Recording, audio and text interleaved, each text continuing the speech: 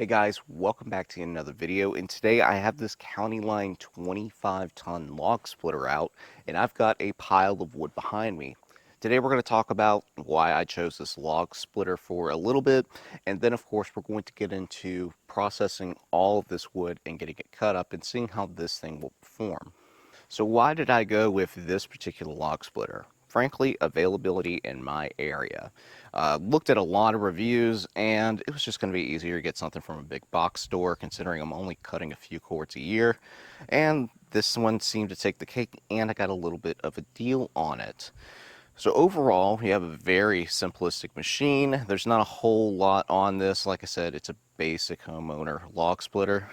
But you have an easy to access hydraulic filter on this side, easy tank for hydraulic fluid. Only kicker with this is with this small Kohler engine, the engine oil drain you're going to make a mess with because it's sitting right over a steel plate that protects the bottom of it, or the mounting plate. So something to keep in mind. However, not really that big of a deal. Now, usually I am a fan of Honda small engines, and I like to use those. However, when you look into the Honda stuff, those log splitters got significantly more expensive, as you can imagine, and the availability for those just really isn't there. Therefore, Kohler's a pretty good brand, and this is the SH265. It's 6.5 horsepower, and if I'm not mistaken, they make these in Hattiesburg, Mississippi in the US. And if that's the case, I'm pretty happy about that, considering I am a Golden Eagle. But yeah, I've had no issues with the engine so far in about 6 months. We're going to do a cold start on it today, and we'll see how that runs. But another reason I like this, you can go into a vertical position with this log splitter for larger logs, so that's a nice touch. And you can move it around by hand if need be, such as I did to get it out here in the yard today. However, it does have a 2-inch receiver, so you can easily hook it up to a truck or an ATV to move it around as much as needed. As far as anything else goes, you have a small toolkit built into the side, so you have a few things with you as needed. And the only addition I made is this log catcher, which I really put it on the wrong side, but I want it to where I can set the log here and get it ready for the wood to be processed. Well, with all that being said, I think it's time to cold start this equipment and start splitting this pile behind me. Now, all this wood here was cut up yesterday. It all came from the same tree. We still have some storm damage from a pretty good windstorm that came through in March. But I got things all the way down to the 6 to 8 inch log down here, all the way up to 20+ inch rounds over here. So we have quite a bit of variety today. I'm just going to work through the pile, but we'll see how it does on these thicker logs. I have these set at 14 to 15 inches as well, is the size I like, primarily because it'll fit inside these IBC totes well, and you can get 3 layers of them versus going a little bit longer. So now you know the wood we're cutting. Let's get this thing cold started. First and foremost, make sure the ignition is on. We'll put our idle just a little bit above the slowest setting. Turn our fuel on and our choke on. Hopefully this thing will come right to life. Might set that just a little bit higher actually for the throttle. Like I said, it was cold. Give it one more. And when you turn that choke off,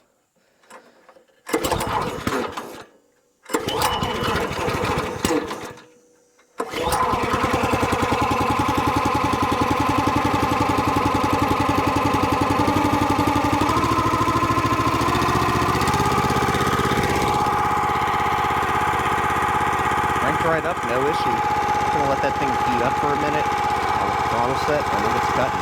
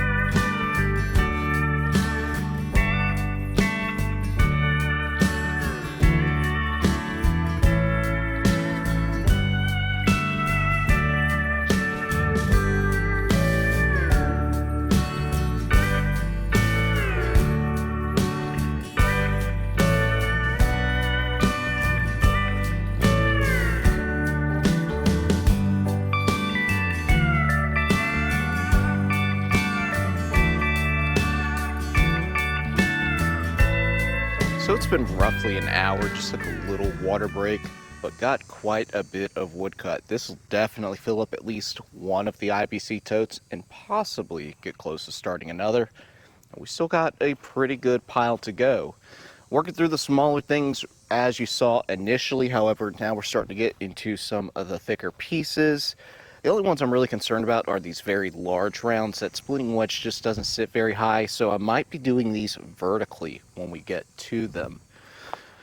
But yeah, I'll clean this up once I'm done, but it's removing the bark and everything pretty well. It's moving it towards the back and getting it to fall on the ground. The cylinder itself is pretty warm, admittedly. You don't want to keep your hand on it for too long. However, everything seems to be going all right. Now, as far as the engine goes, let's go ahead and see if it's going to hot start for us. Flip that on. Cranks right up. Let's get back to it. We've got plenty of wood to go.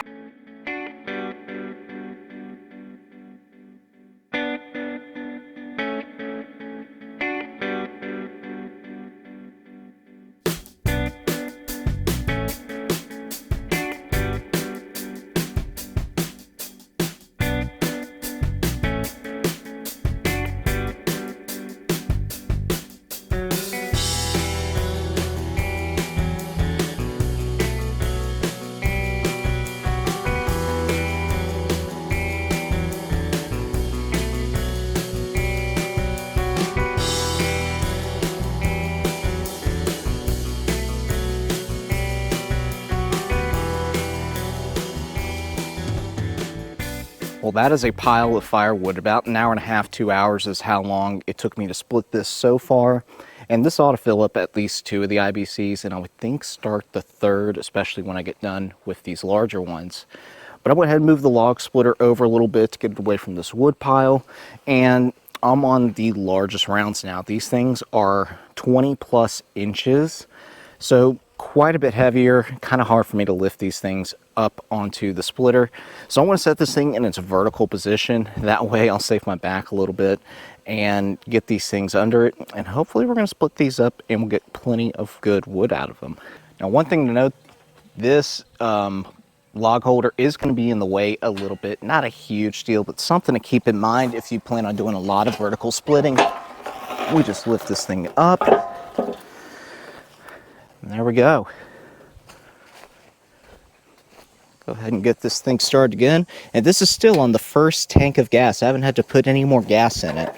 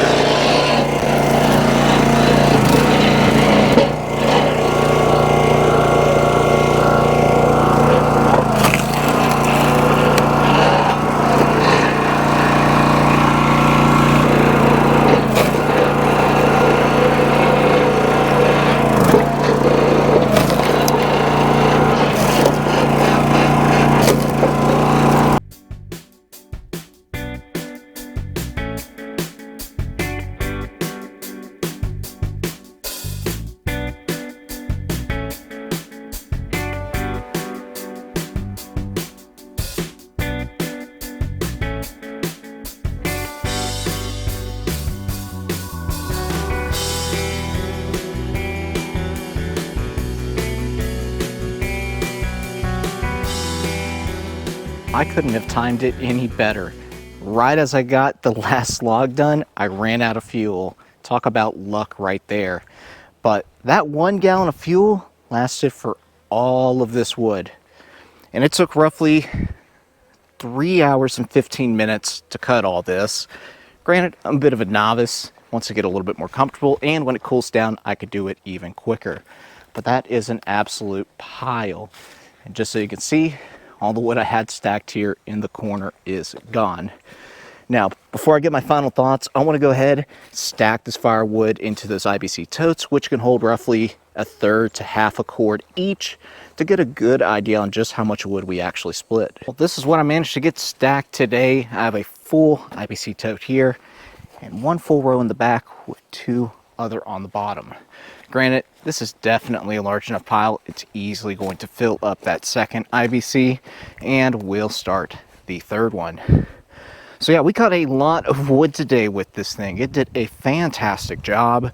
Couldn't be happier with the performance. And again, for a consumer or really a homeowner log splitter, it's what I needed for what I'm doing. I mean, I'm not splitting a whole lot. I may be doing a couple of cords a year, if that.